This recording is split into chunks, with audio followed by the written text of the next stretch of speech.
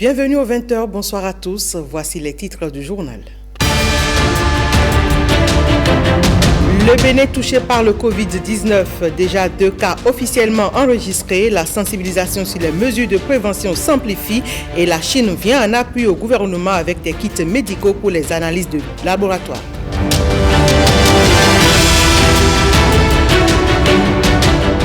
Et pour prévenir et éviter la propagation du coronavirus, des dispositifs sont installés dans les établissements d'accueil, notamment les hôtels. Cheniala Fouda nous fait visiter et apprécier les dispositifs d'un complexe de la place.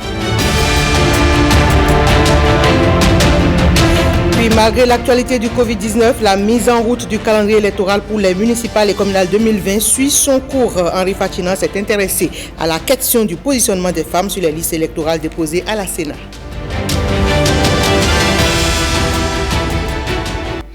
On démarre cette édition avec ce communiqué du ministre des Infrastructures et des Transports. Dans le cadre des mesures prises pour lutter contre la propagation de la pandémie du coronavirus Covid-19, il est porté à la connaissance du public que le gouvernement de la République du Bénin a décidé, entre autres mesures, de la mise en quarantaine systématique et obligatoire de toute personne venant au Bénin par voie aérienne pour compter du mercredi 18 mars 2020 à 0h. Les dispositions sont prises pour la mise en quarantaine dans des hôtels dédiés à cet effet. Les frais de quarantaine des ressortissants béninois sont à la charge de l'État béninois, tandis que les non-nationaux supporteront par eux-mêmes les dits frais. Le ministre des Infrastructures et des Transports en appelle à la franche collaboration de tous les passagers en vue d'une application sans faille des présentes mesures. Le communiqué est signé de Hervé Heromé, ministre des Infrastructures et des Transports. Le deuxième cas de Covid-19 a été confirmé hier au Bénin. Il s'agit d'une citoyenne âgée de 21 ans, d'origine allemande. Le secrétaire général du ministère de la Santé l'a rendu public hier à travers une déclaration de presse dont voici la substance. Chers compatriotes, ce mardi 17 mars 2020, notre pays, le Bénin, a enregistré un deuxième cas positif de Covid-19, confirmé par le laboratoire de référence des fièvres hémorragiques de Cotonou. Il s'agit d'une jeune femme âgée de 21 ans, de nationalité allemande, venue d'Allemagne le 11 mars 2020 à 21h et qui a rejoint Cotonou via Munich puis Paris. Elle ne présentait aucun signe à l'arrivée à l'aéroport de Cotonou, où l'auto-isolement pendant 14 jours lui a été prescrit. Nonobstant cette prescription, elle a visité certains endroits à Cotonou et à Porto-Novo. À partir du 13 mars 2020, elle a présenté un écoulement nasal suivi de fièvre et une légère toux, ce qui a motivé la consultation dans une clinique où la COVID-19 a été suspectée. La patiente fut aussitôt mise en quarantaine avec son fiancé. Le résultat du prélèvement fait le 16 mars 2020 et traité au laboratoire national des fièvres hémorragiques de Cotonou est revenu positif au Covid-19 ce mardi 17 mars 2020 à 21h40. Ce jour, l'état clinique de la patiente est stable. Son fiancé qui l'accompagne est également mis en quarantaine. Le recensement des contacts démarré le lundi 16 mars 2020 a permis de recenser 16 contacts directs en communauté. Chers compatriotes, ce deuxième cas rappelle à notre attention combien la menace est profonde et donc la nécessité de se conformer plus que jamais aux règles de précaution et de prévention prescrites par le ministère de la Santé et le gouvernement du président Patrice Talon. La menace du coronavirus est profonde et le ministre de la Santé a lui-même tenu une conférence de presse hier. Objectif, rappeler les mesures préventives face au Covid-19 et inviter au respect strict des mesures prises par le gouvernement. Benjamin Humpati a ensuite échangé avec la presse sur les mesures au niveau des écoles. Estelle Dokbonou, Simon Vignon. Je voudrais vous rassurer que le gouvernement a commencé par acquérir déjà les équipements et consommables nécessaires pour la prise en charge optimale des patients, en particulier des appareils de réanimation, et qu'il a déjà mobilisé, avec l'appui des partenaires techniques et financiers, une somme de 10 milliards de francs CFA destinée à la riposte. Par ailleurs, depuis l'enregistrement du premier cas, nous avons démarré le traitement à la chloroquine dans le cadre d'un protocole de recherche sur consentement éclairé et écrit des patients et des sujets contacts. Afin de réduire les risques de contamination, le gouvernement recommande une fois encore à toutes et à tous l'application stricte des 7 mesures clés ci-après. Se laver fréquemment les mains à l'eau et au savon ou avec une solution à base d'alcool. Éviter de cracher ou de se moucher sur le sol. Se couvrir la bouche et le nez avec un masque médical, un mouchoir en papier ou le creux du bras lorsqu'on tousse ou éternue. Puis, jeter le masque ou mouchoir et se laver les mains. Si l'on porte un masque facial, s'assurer de bien couvrir la bouche et le nez, éviter de toucher le masque qui est en place et le jeter immédiatement après utilisation s'il est à usage unique et se laver les mains aussitôt après. Éviter tout contact étroit, non protégé, avec des personnes ayant la fièvre et la toux et consulter un médecin en cas de fièvre, toux et difficultés respiratoires. En cas de maladie pendant un voyage, informer le conducteur ou l'équipage, consulter un médecin sans tarder et partager ses antécédents de voyage. Dans les marchés d'animaux vivants, éviter tout contact direct non protégé avec des animaux vivants et les surfaces en contact avec des animaux et bien cuire la viande avant de la consommer. Par ailleurs, j'invite toute personne revenue récemment d'un voyage dans un pays à risque, notamment au cours des 2 dernières semaines, à observer strictement la mesure d'auto-isolement et dans le cas où il présenterait l'un des signes de la maladie, à appeler les numéros 95 36 11 02 95 36 11 04 du SAMU pour être pris en charge avec diligence. Je sais qu'il y a beaucoup de polémiques actuellement par rapport aux mesures qui ont été prises et que certaines personnes auraient souhaité des mesures beaucoup plus radicales, notamment en ce qui concerne les écoles. Mais lorsqu'on regarde très bien, la propagation de ce virus part d'abord des personnes adultes.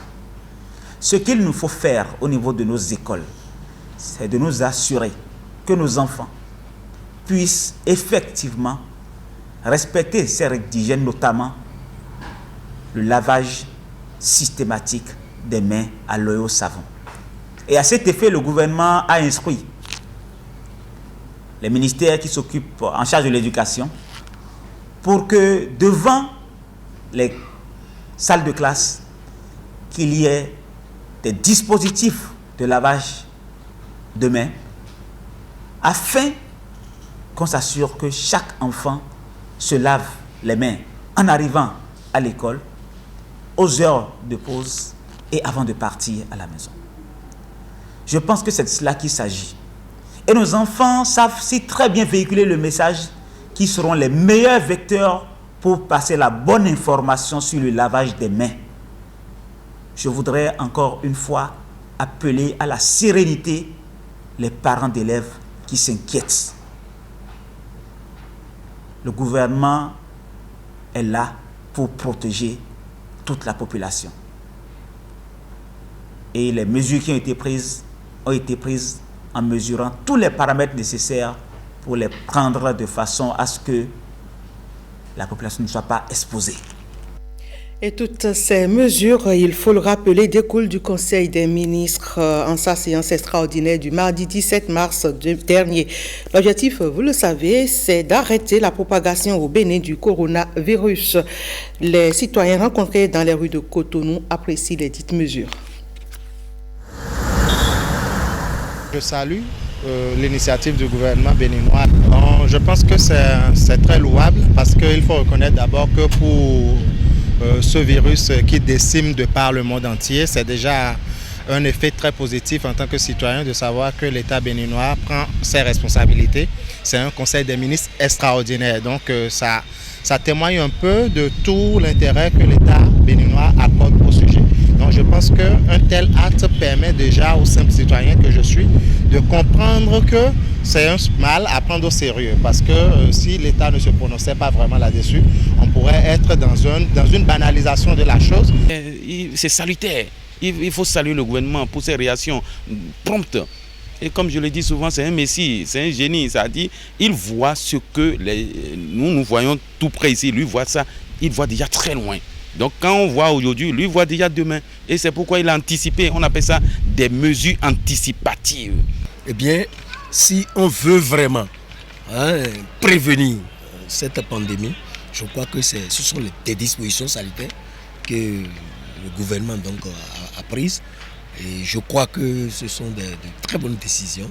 Et si chacun de nous peut se mettre donc dans cette logique, je crois que cette pandémie, nous pouvons, n'est-ce pas, la limiter. Il faut saluer la promptitude et la responsabilité de ceux du gouvernement de mon pays, qui, à l'instar d'autres gouvernements, ont pris à su prendre les mesures idoines pour quand même enrayer l'évolution de ce virus tant dévastateur. Et nous avons l'habitude de nous entêter pour tout, de tout négliger, mais cette fois-ci, que chacun prenne la mesure de la situation, qu'il observe rigoureusement les mesures qui sont prises par notre gouvernement et que les Béninois, les populations béninoises ne soient pas dévastées, meurtries par ce virus. Il a été appelé l'attention des leaders religieux sur les cultes religieux et plein de petites choses comme ça que je pense être de nature quand même à prévenir le Covid-19 ou dans un certain cas aussi à éviter quand même qu'on soit infecté. La question d'auto-isolement, c'est la question la plus chère. Ce n'est plus une affaire personnelle, ce n'est plus une affaire du chef de l'État Patrice Talon seul, ce n'est plus une affaire de son gouvernement seul, ce n'est plus une affaire des autorités béninoises seules, mais c'est l'affaire à nous tous, même les individus qui sont dans les campagnes, dans les milieux ruraux. Il faut que cette mesure soit respectée, il faut que les Béninois accompagnent le gouvernement dans ce sens pour que effectivement les mesures de quarantaine soient respectées. Et on doit encourager le gouvernement dans ce sens et puis sensibiliser autour de nous. C'est déjà rassurant. Nous allons prier le gouvernement de continuer dans ce sens pour rassurer davantage ses citoyens. J'exhorte chaque citoyen béninois à se protéger d'abord lui-même. Parce que la protection globale passe par la protection individuelle. Et la protection individuelle, il n'y a que l'individu lui-même qui puisse se l'assurer. Je viens moi à la pharmacie pour acheter un nouveau stock de gel, pour acheter des cache-nez et tout ça. Donc je nous exhorte tous à faire pareil. Voilà, le mien ici, je vais vous le montrer en même temps pour que vous sachiez de quoi de parler. Voilà. Lutter contre la pandémie du coronavirus est l'affaire de tous. L'administration du département de l'Atlantique se mobilise pour lutter contre la pandémie du mal sous la conduite du préfet Jean-Claude Kodia. La conférence départementale administrative sonne l'alerte. On fait le point avec Jérôme Humbo et Simon Vignon.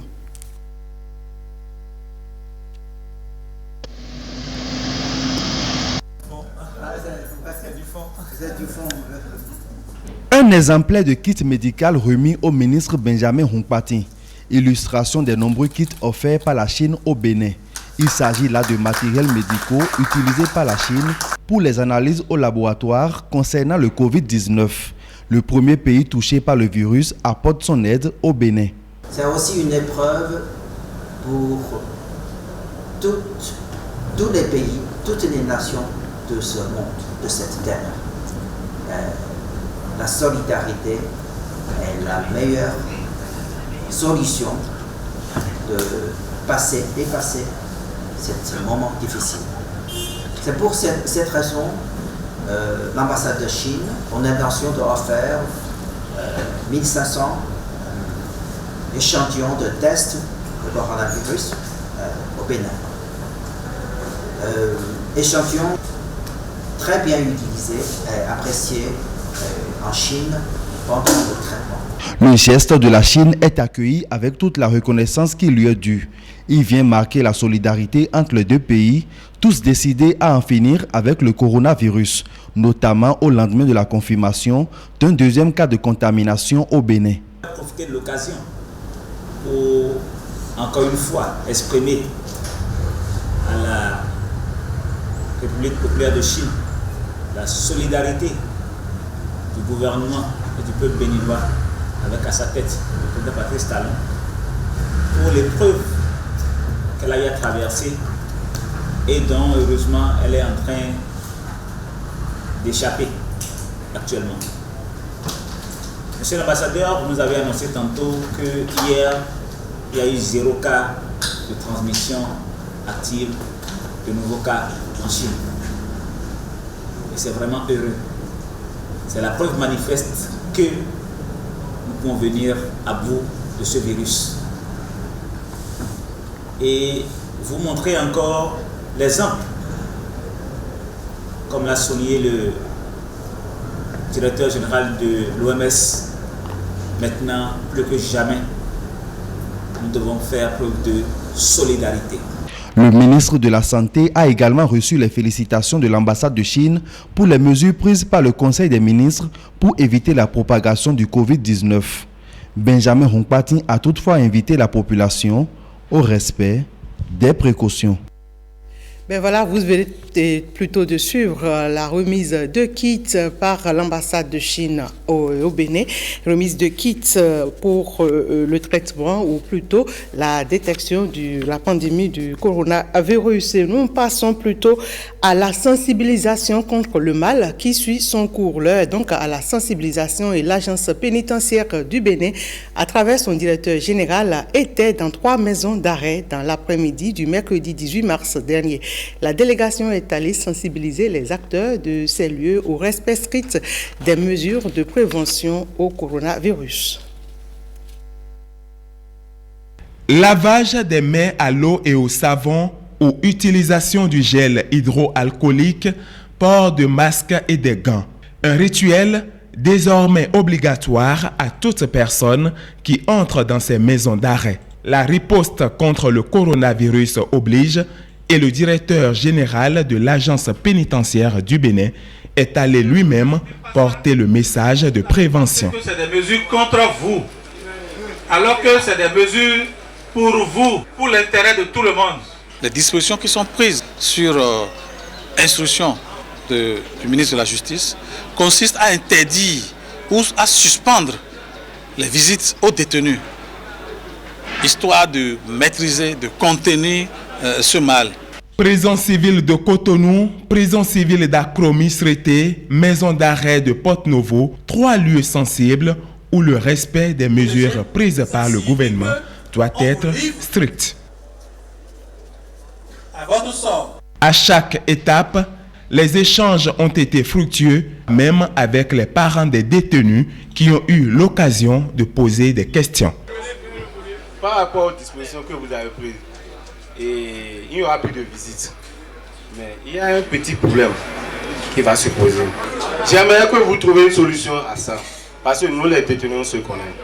Les produits qu'on va commencer par acheter, les articles qu'on va commencer par acheter dans la maison, peut-être dans la boutique ou bien avec nous-mêmes, que ça ne coûte pas trop cher.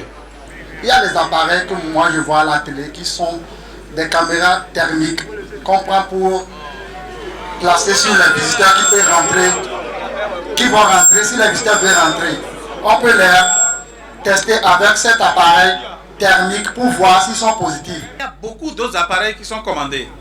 C'est pour ne pas laisser, en l'absence de ces appareils-là, c'est pour ne pas vous laisser à la solde de l'infection, de la contamination, que la mesure de suspension a été prise. Il n'y aura pas contact jusqu'à nouvel ordre entre les détenus et leurs parents, assis côte à côte pour discuter. Il y a des détenus qui prennent des médicaments spécifiques. Il y a des détenus qui ont des menus spécifiques. Quand ils viennent, les chefs de poste sont instruits pour les accueillir, appeler leurs parents détenus, ils invitent les détenus et on transvase ce repas pour permettre aux détenus de prendre le repas dans son bocal pour le ramener à l'intérieur. Là, on est plus ou moins sûr qu'il n'y a pas transmission du Covid-19. S'il n'y a pas de questions, je vais vous féliciter d'avance. Il n'y a pas, non, moi je suis un policier, je suis un chef, je vais dehors, je ne me lave pas les mains. Non. Avant de quitter ces centres, Gilles Yekpe a invité le personnel de l'administration pénitentiaire à la rigueur dans l'observance des mesures de prévention, l'une des meilleures réponses à cette pandémie. Et parlant toujours des mesures de prévention, le gouvernement est passé réellement à l'acte d'isolement automatique des voyageurs par voie aérienne sur Cotonou.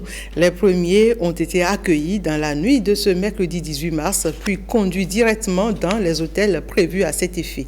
Chirom Hungbo nous commente quelques images amateurs qu'il a prises à Cotonou.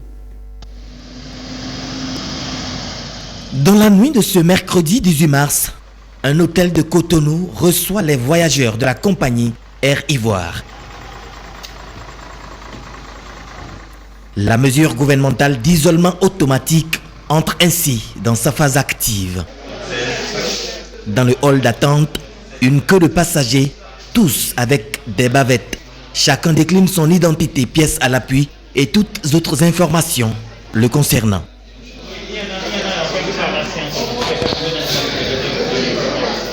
Dans un coin peu éclairé, le ministre de la Santé explique les mesures en vigueur, les conditions d'isolement et les conduites à tenir en cas de symptômes du Covid-19.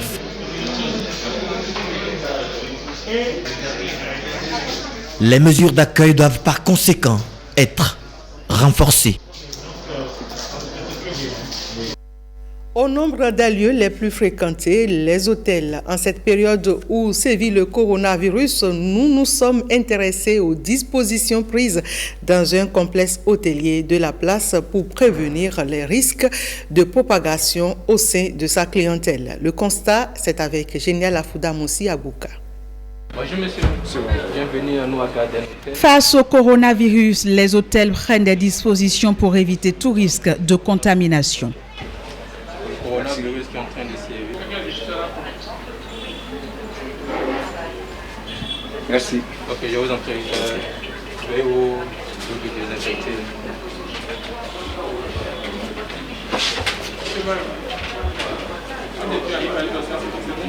Un protocole que doit respecter tout client avant même de franchir le seuil du complexe hôtelier.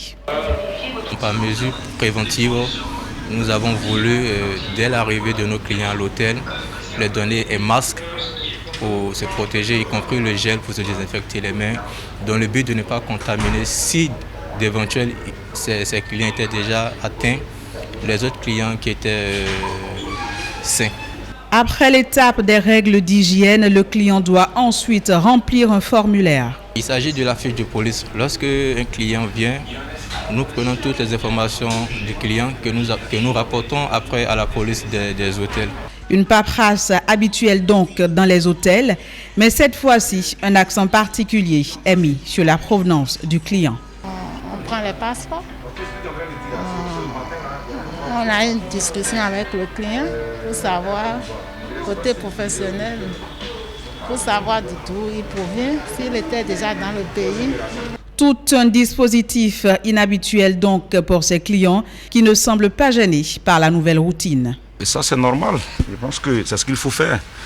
Je demande à tous les Africains, sinon à tous ceux qui gèrent ces genres d'hôtels de faire autant, parce que c'est pour la protection de tout être humain. Oui, ça c'est normal. En cas de suspicion, le client est mis en isolement par le personnel qui doit aussitôt composer le numéro vert pour le signaler aux autorités.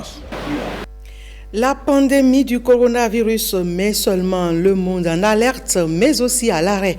Le sport mondial n'y échappe pas et plusieurs grands rendez-vous sportifs sont reportés. Hugues Zinsouzuno nous en parle dans ce reportage. Il est actuellement l'ennemi numéro 1 du monde sportif. Il chamboule tous les rendez-vous sportifs préétablis, impose le report aux instances fêtières du sport mondial. Son nom circule sur toutes les lèvres, le coronavirus, un casse-tête pour les chercheurs chinois et du monde entier. Il s'est répandu à la vitesse de l'éclair dans plusieurs pays du monde. Face à la pandémie, l'UEFA ce mardi a reporté l'Euro 2020 à l'été 2021. Dans la foulée, dans l'après-midi du mardi au Caire, la Confédération africaine de football reporte le CHAN prévu début avril 2020 à une date ultérieure. La Confédération africaine de football n'avait pas le choix. Le coronavirus l'a encore à imposer au gouvernement camerounais et à la CAF sa loi du report. Quelques jours plus tôt, la Ligue nord-américaine de basketball, la NBA, la plus puissante des ligues du basket dans le monde, dit stop à la saison régulière. L'annulation des championnats du monde francophone de Scrabble d'Abidjan et le report de 2 à 3 mois des championnats d'Afrique de Scrabble à Cotonou viennent s'ajouter à cette si longue liste. Le coronavirus porte un coup dur au sport business. Il prive les fans de tennis, de golf. Il fait perdre des milliards d'euros au monde du sport quand on fait la somme bout à bout de tous les sports en trêve obligatoire. L'arrêt des sports est-il inévitable? La réponse est oui. Le basket, le hand et le foot sont des sports de contact. Les athlètes échangent sur les aires de jeu, sont à moins de mètres l'un de l'autre. Le risque de contamination et de propagation est élevé. Les autorités du sport mondial ont raison de stopper les activités sportives. Le sport, lui, ne mourra jamais. Il faut être en vie pour le pratiquer. La passion et le sport business doivent patienter. Face à la pandémie, il faut respecter les recommandations sanitaires de l'OMS tout en espérant un retour rapide des athlètes sur les parquets, les pistes et les stades. Face au Covid-19, l'inquiétude est générale. Les pharmacies sont de plus en plus fréquentées par la population à la recherche des produits de prévention, notamment le gel et le cache-nez. À Cotonou, c'est la grande affluence dans certaines pharmacies où les deux produits sont en stock limité. Koudous Laboulaye, René Akossi et Benol Djogbe ont fait le constat. Simple geste pour se préserver du Covid-19. Mais pas aussi simple de se procurer le cache-nez. Dans certaines pharmacies où le produit est disponible à Cotonou, on se bouscule pour l'avoir. Ici à la pharmacie Kangezo, on se bouscule pour avoir le produit qui devient de plus en plus coté, alors que le Bénin n'a encore enregistré officiellement que 2 cas de contamination au Covid-19. À la recherche du cache-nez et du gel, cet autre citoyen renforce la foule en attente à l'intérieur de cette pharmacie. Mais il ne sera servi qu'au tiers de sa demande. Le gel, je veux 7, mais ils m'ont dit que je peux avoir que 1. Et en ce qui concerne les cache-nez, ils m'ont dit que je peux avoir 5.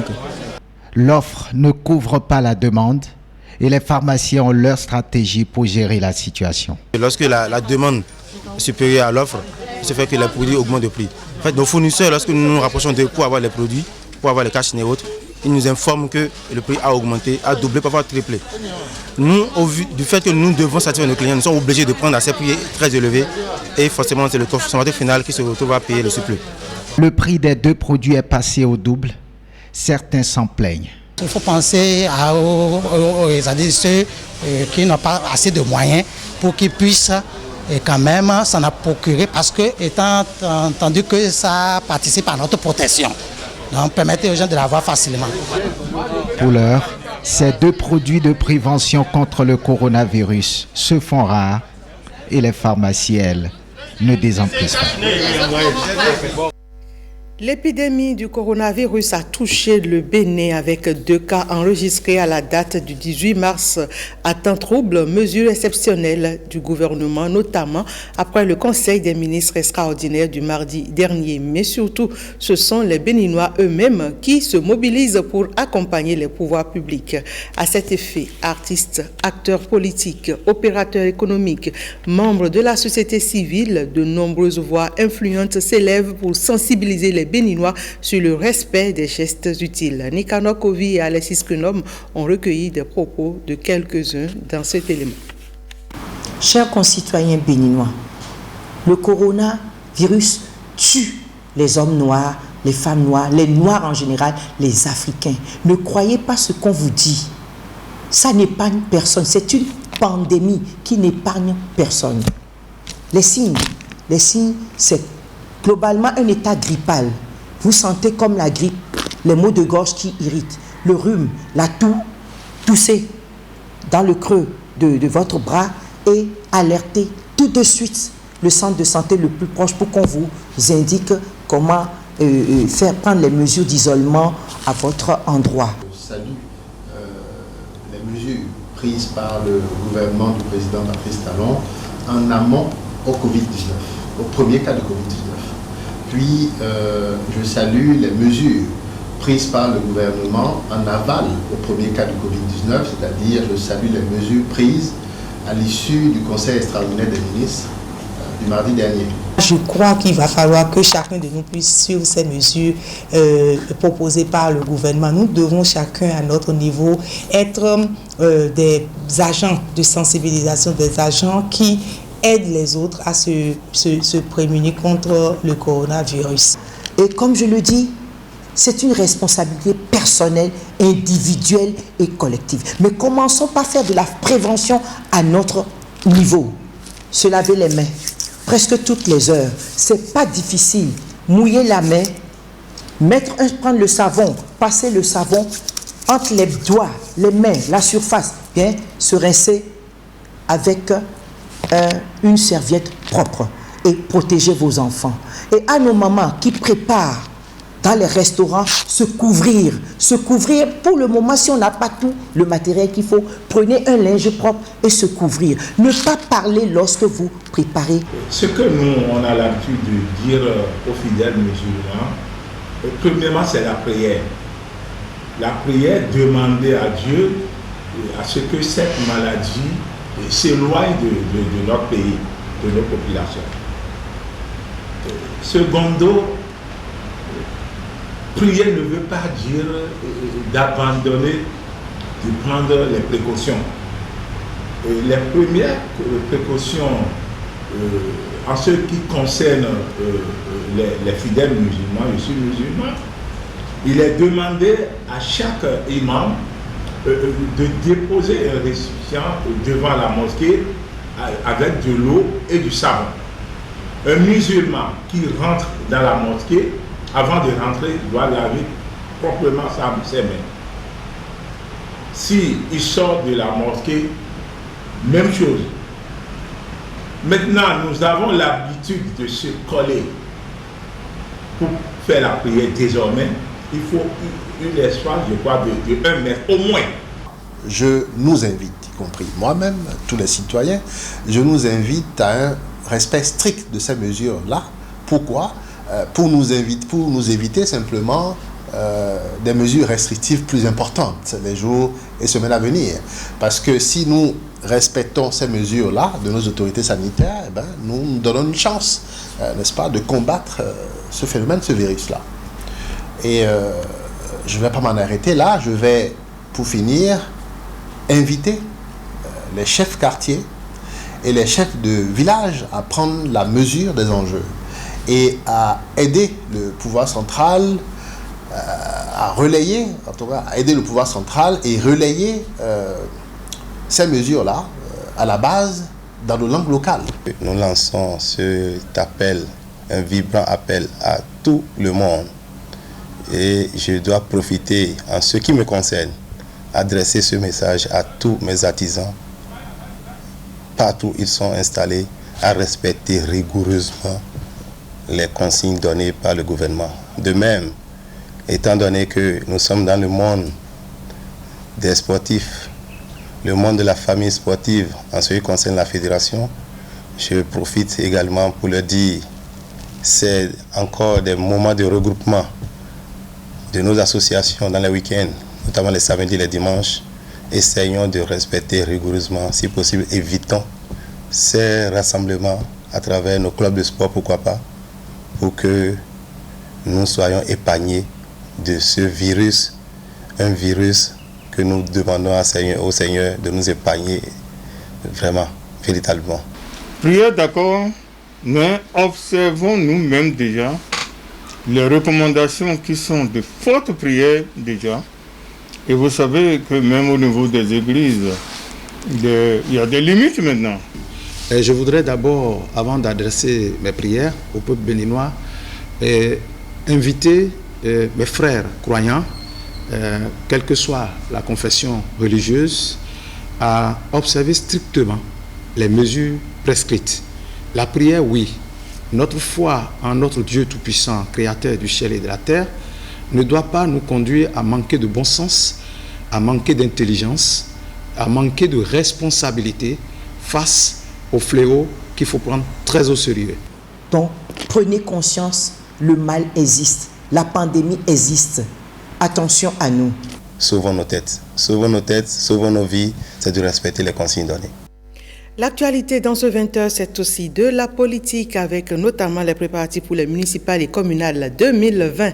Les listes électorales sont reçues par la Sénat. Chaque parti politique va aux élections communales avec des femmes diversement positionnées. Qu'en est-il de leur présence sur la scène politique depuis leur positionnement sur les listes des partis politiques?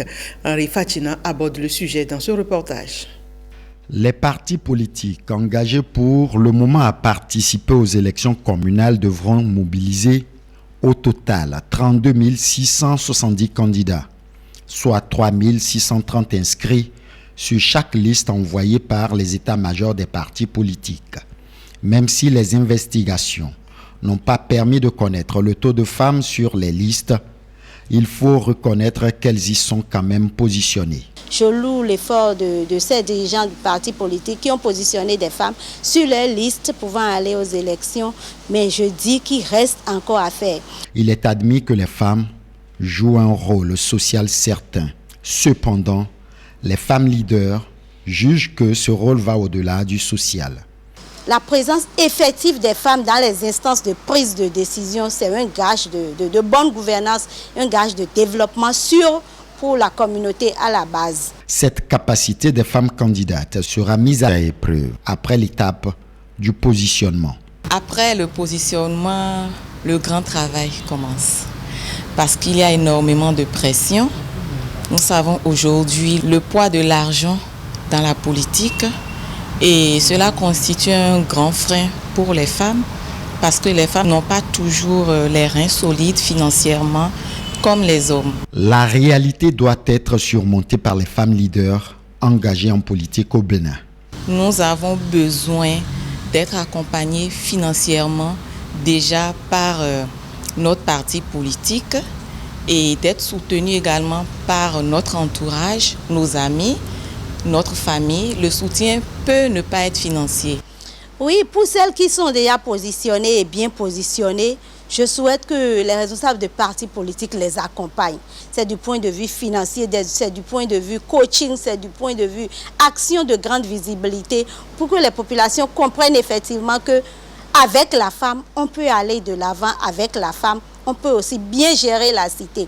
Pour ce faire, elles doivent entretenir de bonnes relations avec les autres membres de leur organisation politique, mais surtout se faire remarquer. Et quand vous êtes une femme disponible et que vous militez, vous travaillez, vous vous rendez disponible pour votre parti, le président de votre parti déjà lui-même remarque que cette femme, elle n'est pas des moindres, elle sait ce qu'elle veut et forcément, il y a de bons rapports. Et le secret d'une femme engagée en politique? C'est la détermination. et également un parcours, parce qu'on ne vient pas en politique subitement. Les communales 2020 au Bénin réservent donc des surprises en ce qui concerne la présence des femmes. Et c'est sur ce clin d'œil politique que se referme cette édition. Merci mesdames, messieurs de nous avoir suivis.